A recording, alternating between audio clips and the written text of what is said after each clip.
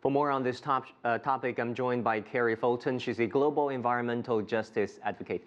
Kari, welcome to the show. Thank you for having me. You know, when people talk about China, they think China is a big country. But in fact, born and raised there, we're aware that a third of the country was Western hinterland, the one that we just saw in the story. Do you think China has been doing enough to counter desertification? I think they have started and they have to continue to do a lot more. And I think they're being more aggressive than some other countries in addressing desertification. And we saw the situation there is pretty bad because people were forced from their homes in previous generations. What more can be done by the Chinese officials? Definitely. I think the biggest question now is how long can we sustain the green projects that are helping to hold back the desert? Will we be able to do that with monoculture? I'm not sure. Will it last long enough to really sustain? That's a question. And also introducing more native species into that equation is helpful so that we don't have these really thirsty big trees that are taking up a lot of water and then may not survive later on down the line. And then globally, you know, we have this issue of climate change. With this current U.S. administration not precisely as enthusiastic about this thing, where is the future of global climate change movement?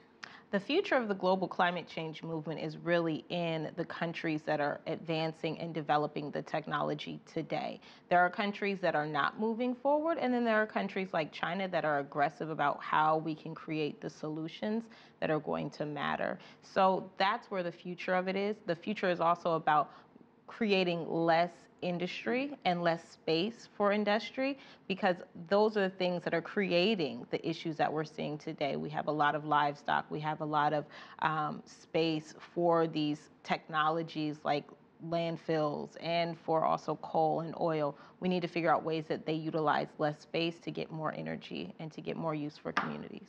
But we saw that this current president, you know, this current White House is advocating the use of coal, actually. And how do you look at that piece of policy? I think coal is a step back. I definitely think it is a step back and not in the right direction.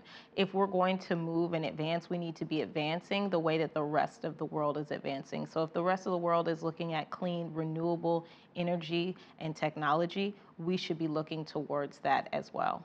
Are there you know, areas of cooperation that China and the U.S. can do together? I definitely think so, and I think that there were spaces in previous administrations where you saw growth around solar, around wind turbines, and development of those projects. I also think there's a lot that we can learn from these projects that they're doing to reduce the deserts in China. And I see that other countries, you see a great green wall building up in Senegal. So I think there are ways that we can learn from other countries.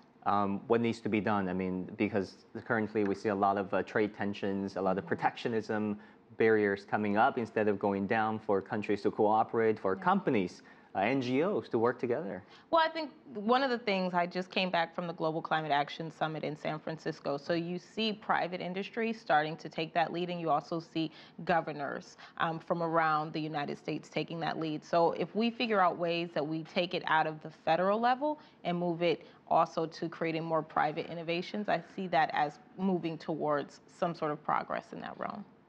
Clock is ticking when it comes to climate change, which is almost unanimously agreed by most of the mainstream scientists. Are you hopeful that we can resolve this issue? I am realistically optimistic. I think that there are so many things that we need to do. I think that we have to focus on infrastructure development, especially in the United States and also in developing countries, so that we're prepared for climate change. I think we cannot have our heads in the sand. And I think that we need to build the technology that's going to get us there. I think that unfortunately, we do not have, as you mentioned, a long timeline to do this. So the more aggressive that we can be, the better. Thank you, Kari. Thank you for your perspectives. Thank you.